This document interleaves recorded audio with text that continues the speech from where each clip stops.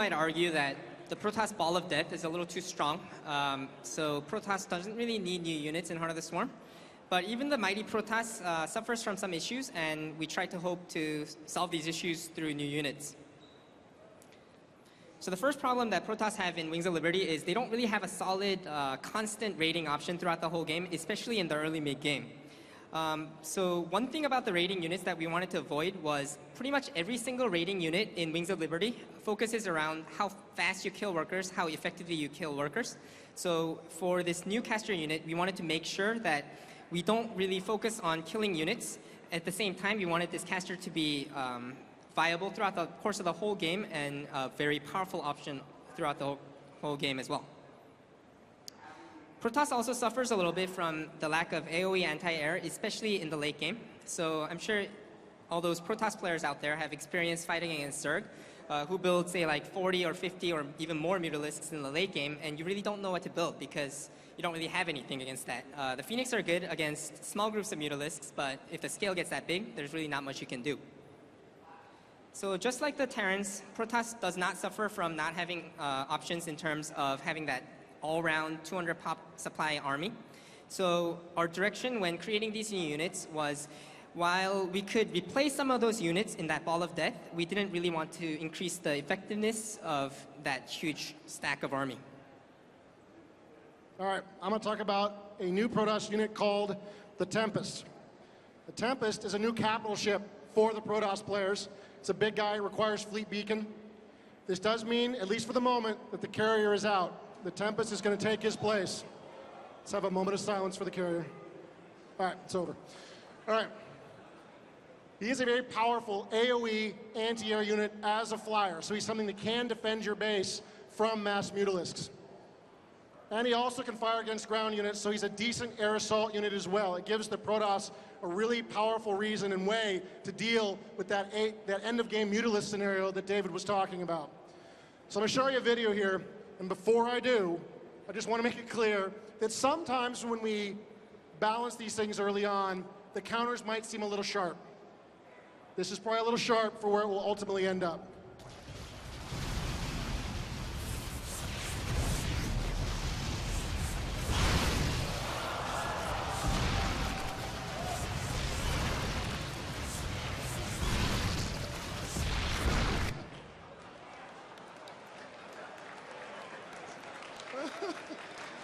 That looked perfect. Nothing wrong with that. That's fantastic.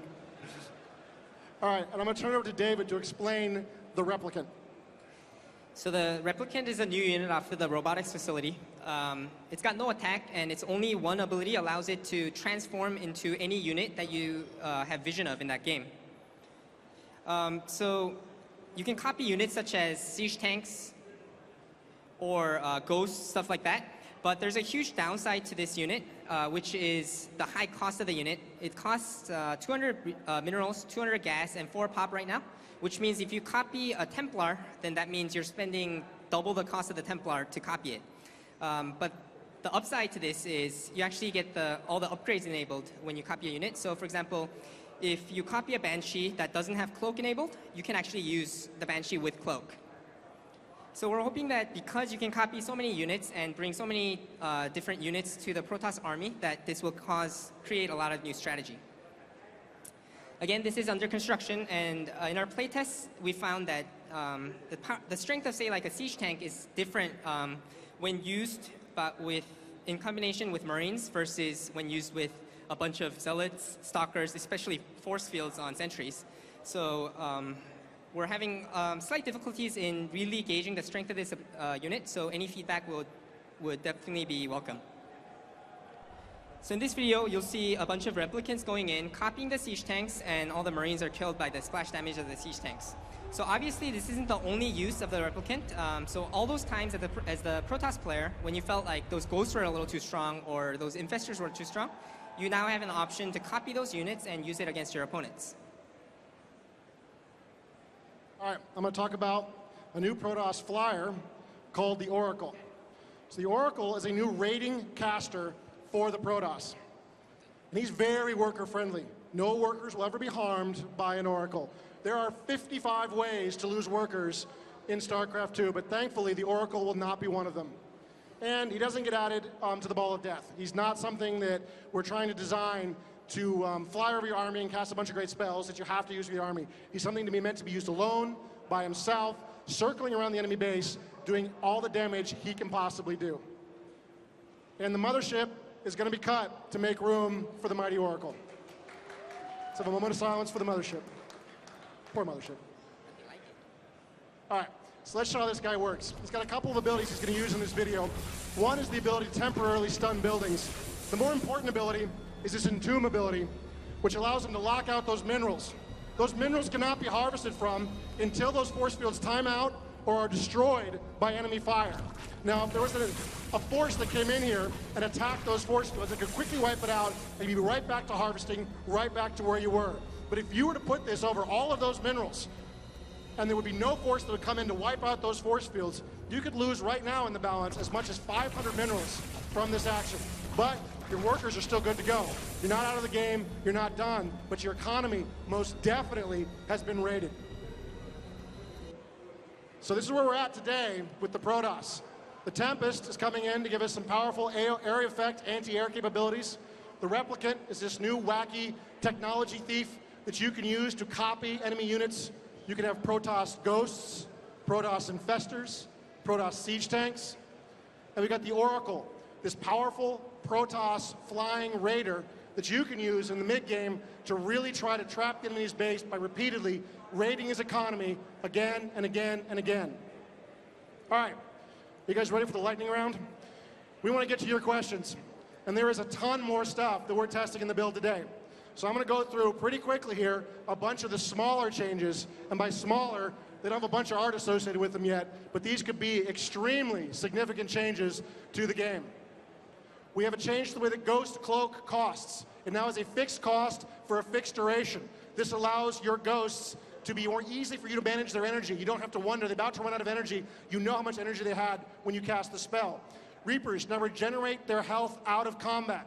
This means you can attack with your Reapers, and if you don't like how it's going, you can back up, and you can come back a little bit later when they're healed again. The Battlecruiser has a speed boost ability on cooldown.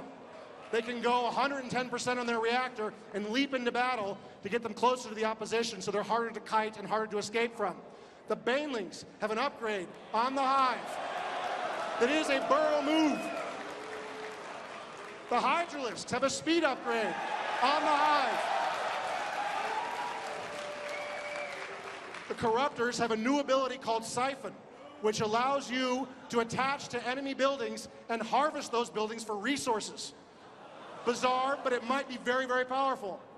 The Nexus has a new defensive ability that allows you to turn any building into a sort of a photon cannon for a very short period of time, allowing you to defend against a lot of, who are we kidding, a lot of Terran cheese.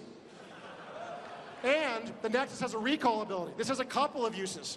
You can use this ability, of course, as a town portal to rush stuff back to defend your base against enemy raids. But you've got Warp in, who are we kidding? You probably don't need that. What this will allow you to do is when you're out on the battlefield with your sentries and your zealots and your stalkers, and things go a little badly for you, right now you have one of two choices. Stay and die, or run, save the stalkers, and leave the zealots and sentries to die. Most likely the sentries.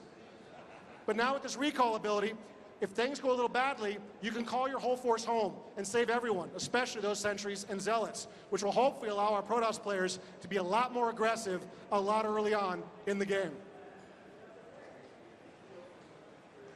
So we've got about 6 new units we're showing here today. Depending how you want to count it, we've got 7+ unit evolutions. We've got a ton of new strategies. And I think now, if you guys are ready, we're about ready for your questions.